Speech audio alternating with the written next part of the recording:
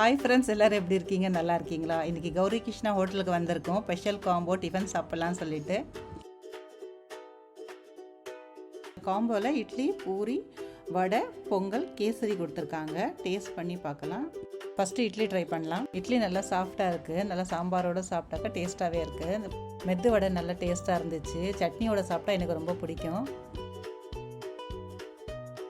பொங்கலும் சாம்பார் சேர்ந்து சாப்பிட்டா ரொம்ப நல்லா இருக்குப்பா. பூரி, உருளைக்கிழங்கு ரொம்ப நல்லா இருக்குது. வீட்டில் செஞ்ச மாதிரி தான் இருக்குது. காரம்லாம் கம்மியாக தான் இருக்குது.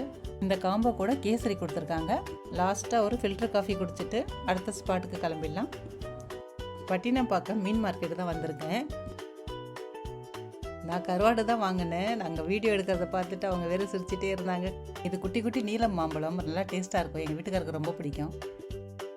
வெயில் வேறு ரொம்ப அதிகமாக இருந்துச்சு, அதனால தாகமாக இருந்துச்சு. ஒரு இளநீர் வாங்கி குடித்தோம். பீச் வரைக்கும் வந்துட்டோம். தண்ணியில் விளையாடலன்னா எப்படி? தண்ணியில் விளையாடலாம் வாங்க. இந்த வெயிலுக்கு வேறு தண்ணியில் நனையலாம். இந்த வீடியோ பிடிச்சிருந்தா லைக் பண்ணுங்கள். என் பேஜை ஃபாலோ பண்ணிக்கிங்க. ரொம்ப தேங்க்ஸ்.